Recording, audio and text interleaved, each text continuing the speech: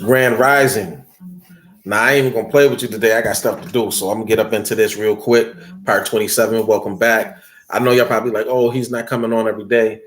I will do my best to come on every day, but if I don't, I probably was overwhelmed and couldn't. But I'll do my best to come on every day.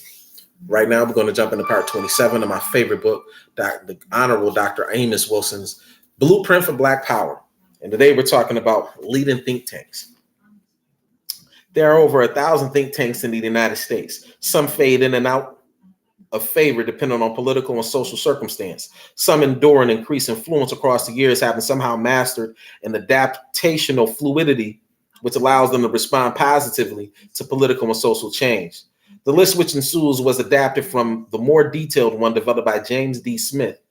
Our intention here is to merely acquaint the uninitiated reader with the names and the general orientations of some of the more prominent and influential think tanks of the last 15 years. American Enterprise Institute for Public Policy Research, founded as a business research group in 1943 and one of Washington's most influential policy research centers, this politically conservative institute's research program is organized in three broad areas: economic policy, foreign and defense policy, and social and political studies. In addition to its bi-monthly publication, the American Enterprise, AEI, publishes 40 to 50 books each year and disseminates hundreds of articles and op-ed essays. Brookings Institution. Founded in 1916, the Brookings Institution is Washington's oldest policy research center, with an annual budget of over $17 million and an endowment of roughly $100 million. The institution's program focuses on economic studies, foreign policy, and government studies, and educational policies, among other matters of national and international importance.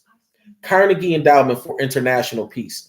Founded in 1910 with a $10 million gift from Andrew Carnegie, this institution uses its approximately $85 million endowment to support its interest in international relations. It has published its influential quarterly journal, Foreign Policy, since 1970. Cato Institute. Founded in 1977, this institution has gained outstanding prominence via its intimate relations with the Reagan-Bush administration and with the Republican Party's ascendance in 1984. Concerned with what it perceives as traditional American principles of individual liberty, limited government, and peace, the Cato Institute publishes roughly 10 books and 15 to 20 policy analyses annually, along with its Cato Journal 3 times per year. In addition to a series of Cato policy reports, the institution publishes hundreds of op-ed articles and radio commentaries. The Cato Institute uses a broad network of some 50 to 60 adjunct scholars who work at other research institutes and universities to do much of its research and publishing. Center for Strategic and International Studies. This institution, with some 50 senior researchers among its 147 member staff and network of adjunct scholars, senior associates, and counselors, describes its mission as providing a strategic perspective to decision makers that is integrative in nature, international in scope, anticipatory in its timing, and bipartisan in approach. The center publishes the Washington Quarterly and generally co-publishes with commercial and university presses books designed to deal with such matters as arms control and technology, international business, energy and environmental issues, international communications, and political military issues. It supports specialists who focus on regions such as Africa, Latin America, and the Middle East. Committee for Economic Development. This institution, which defines its mission as based on the belief that the private sector should involve itself as early as possible in the development of ideas that will shape public policy, was founded by businessmen in 1942. The committee primarily concerns itself with the federal deficit, the job market, reformation of the educational system, of trade policy, the healthcare system, and tax policy. It also concerns itself with economic development at the state level. The Economic Policy Institute. Founded in 1986, this politically liberal institute is designed to counter what it perceives as a major shift to the right in the national policy debate. It seeks to encourage more active government intervention in the economic and social life of the nation. Backed by a coalition of unions such as the American Federation of State, County, and Municipal Employees, the United Steelworkers of America, the United Mine Workers of America, the institute concerns itself with living standards, the labor market, unions, trade policy, and economic competitiveness. Heritage Foundation. As the flagship of the New Right, this intellectually conservative establishment, founded in 1973 by a group of conservative legislative aides, seeks to cultivate a new generation of conservative leaders who will become directly involved in the Washington policy process. The foundation's research program focuses on foreign policy, defense studies, hemispheric development, Asian studies, domestic and economic studies. It produces over 200 publications, including its journal, Policy Review, with a paid circulation of over 15,000, and the annual guide to public policy experts, which lists nearly 1,500 conservative experts in various important fields. It has been noticeably successful in disseminating its programmatic publications and policy proposals via the mass media. Hoover Institute on War, Revolution, and Peace. Established in 1919, the year before Marcus Garvey created the UNIA-ACL. Also, that was the what was that called? The Red Summer? I think that was called the Red Summer. They hung a whole bunch of Black people that year in the United States. Established in 1919 with a gift from Herbert Hoover as the Hoover War Library, and now supported by a budget of some $17 million, drawn from Stanford University allocations with which it is loosely affiliated. This institution has very measurable influence in the areas of international and domestic policies and national security affairs. With the support of an endowment of over $125 million, foundation and corporate support, the institution avidly defends the preeminent role of the market in the allocation of goods and services, wealth, and welfare. Joint Center for Political and Economic Studies. The center was founded in 1970 by a group of Black intellectuals, politicians, and professionals with the financial backing from the Ford Foundation and under the auspices of Howard University and the Metropolitan Applied Research Center, directed by Kenneth Clark. Its current objectives includes its research, publication, and educational efforts to improve the socioeconomic status of Black Americans, to increase their influence in the political and public arenas, and to facilitate the building of coalitions across racial lines. The center sponsors training and technical assistance programs for Black elected officials and publishes a magazine, Focus, aimed at Black political leaders. Its central concerns presently involve research on public policy and the incorporation of economic issues into its program of political and social research. The center is concerned very much with urban poverty, educational achievement, minority businesses, African affairs, and human rights. It publishes about a half a dozen books each year and has produced well-regarded radio and television programs. Manhattan Institute of Policy Research. Originally known as the International Center for Economic Policy Studies in 1978, it was renamed the Manhattan Institute for Policy Research in 1981, which was only 3 years later. This politically conservative institution has supported, along with a provocative program of lectures and conferences, controversial authors such as George Gilder of Wealth and Poverty and Charles Murray, who completed Losing Ground under its aegis and later authored the very controversial The Bell Curve.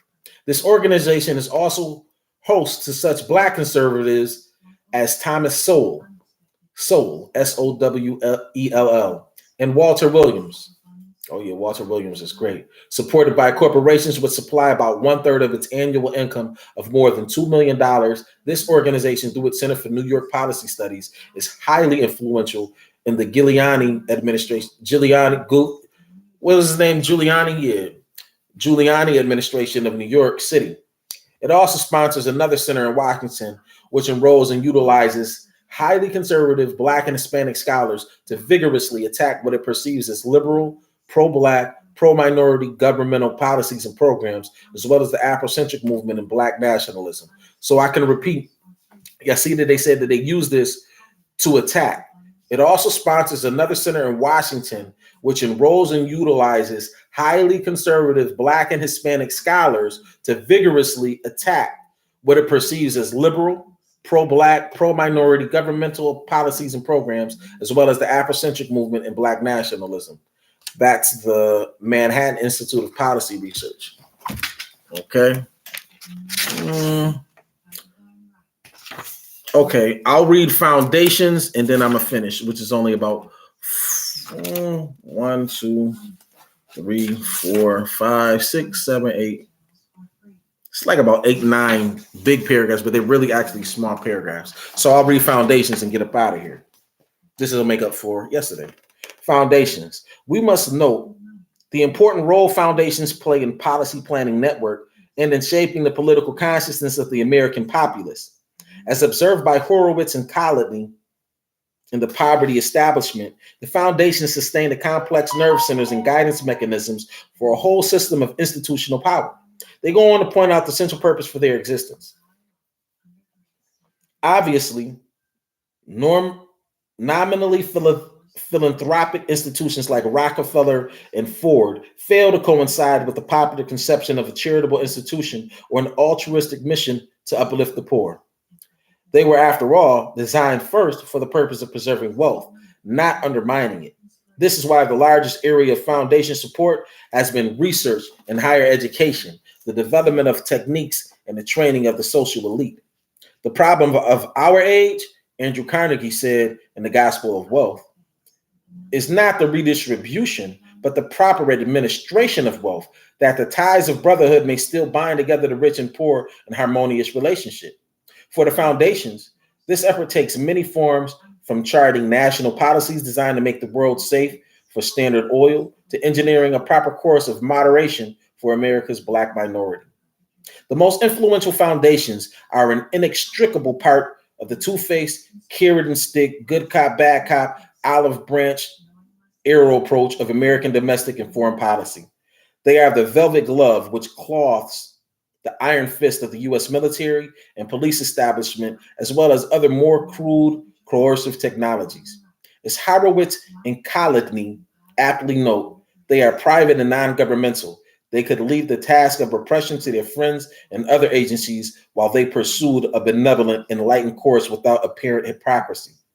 The foundations, while presenting a benign humanitarian facade, function to preserve a total social, political, economic systems rife with inequities and injustices, national and international in scope, to resist and repress the massive redistribution of income and power by rationalizing and helping through an array of non-belligerent, non-military, and apparently non-repressive means to maintain the wealth, power, and prestige which define their way of life. Again, to cite Horowitz and Colony, the foundations, however, are only the beginning, the base of the network of organizations through which the nerve centers of wealth impress their will on Washington. This network, the ganglia of foundation intelligence, is composed of a panoply of independent research and policy organizations, jointly financed and staffed by the foundations and the corporate community, which as a group set the terms and define the horizon of choice for the long-range policies of the U.S. government. We intimated earlier the observation by Horowitz and Colony that the foundation sustained the complex nerve centers and guidance mechanisms for a whole system of institutional power. In 1974, they reported that the income of the 596 largest tax-exempt foundations is more than twice the net earnings of the nation's 50 largest commercial banks. The wealthiest and most influential of the foundations form a network of interlocking directorates among themselves as well as between themselves and the policy planning organizations and think tanks whose work they finance. Moreover, these foundations sustain substantial upper class and corporate representation on their boards of trustees and directors. The influence of the foundations on public policy and opinion via their influence on the policy planning process is considerable. Domhoff notes the types of foundations which seek to significantly influence and shape public opinion and policy thusly. Among the many thousands of foundations that exist in the United States, only a few hundred have the money and interest to involve themselves in funding programs that have a bearing on public policy. They are three basic types. One, there are 26 general purpose foundations with an endowment of $100 million or more that were created by wealthy families. Most of them are controlled by a cross-section of leaders from the upper class and corporate community, but there remain several ultra-conservative foundations in the general purpose category that are tightly controlled by the original donors. Two, there are dozens of corporate foundations that are funded by a major corporation and directed by the officers of that corporation. Their number and importance has increased greatly since the 1960s, especially in donations to education, medical research, and the arts. 3, many cities have community foundations that are designed to aid charities, voluntary associations, and special projects in their home cities. Many cities have community foundations that are designed to aid charities, voluntary associations, and special projects in their home cities. They receive funds from a variety of sources, including other foundations, wealthy families, and corporations, and they are directed by the boards that include both corporate executives and community leaders. The foundations are unequivocally extensions of the corporate community and are instrumental to the achievement of corporate and white male elite class intentions and goals. A number of foundations have become involved with specific public policy areas. For example, Domhoff observes the Carnegie Corporation and its affiliates take special interest in the area of higher education. He notes, their study groups, commissions, and fellowship programs have been central to the history of college and university development throughout the 20th century. For example, the Carnegie Commission on Higher Education in the late 1960s and early 1970s spent $6 million and produced 80 books with policy implications for all aspects of higher education. Is that it?